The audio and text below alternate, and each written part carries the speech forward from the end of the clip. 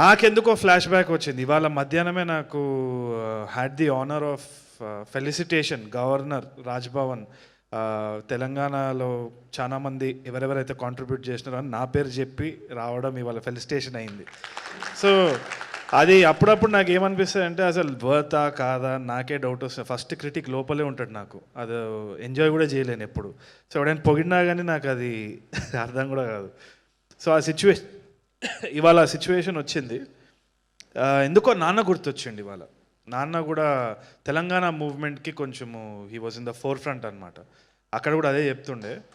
So Osmania university student union leaders అందరు ఆ టైంలో ర్యాలీ అప్ చేసేటప్పుడు వాళ్ళ స్పీచ్లు రాయడము, ఇంటికి పోయినప్పుడల్లా ఆయనను చూస్తుండే. ఆయన వచ్చేసి నాకేమో అర్థం కాదు, ఉద్యమం దేనికోసం, ఎందుకు, భాషనే కదా, దాంట్లో ఏమున్నది, నాకు అంత పాలిటిక్స్ గురించి అంత ఐడియా అవగాహన లేదు. సో ఆ టైంలో నేను పోయినప్పుడల్లా నాన్న ఇట్లా పైన కింద చూసి ఈడో వేసిన కొడుకు అన్నట్టే చూసేటోడు. అప్పుడు నన్ను తిట్టే పదం బద్మాషే. ఈడు బద్మాషీడు, వీడు అసలు ఏం చేస్తాడో ఏమో, ఏమేం చేయరా, ఇట్లా కాంట్రిబ్యూట్ చేయి, తెలంగాణ మూవ్మెంట్కి ఇట్లా కాంట్రిబ్యూట్ చేయి అంటే నాకు అసలు అవ్వకపోతుండే. అండ్ క్రిషాంక్ మన్నే ఆ టైంలో ఓయూజీఏసీ ప్రెసిడెంట్, ఆయన వచ్చి కూర్చొని డిస్కషన్స్ అవన్నీ అవుతున్నప్పుడు నేను అసలు ఈయనకి మంచి కొడుకులాగా ఎట్లా ప్రూవ్ చేసుకోవాలని అనుకునేటువంటి గివప్ చేసేసిన ఆఖరికి. ఎందుకంటే నాకు సినిమాలు అంటే ఇంట్రెస్ట్, ఈయనకేమో నచ్చదు. నాన్న తెలంగాణ ఫార్మేషన్ అయింది.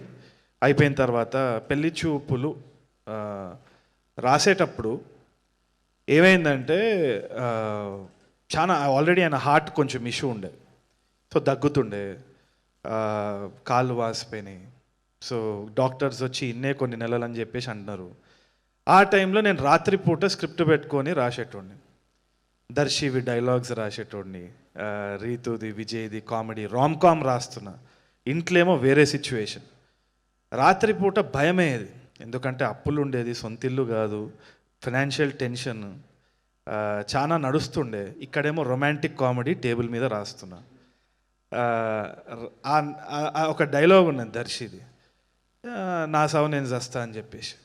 అది రాసేటప్పుడు ఏంది అంటే హ్యూమర్ వస్తలేదు, ఎందుకంటే నాన్న డాక్టర్స్ చెప్పేసినారు ఎనీ టైం ఏమైనా అవ్వచ్చు.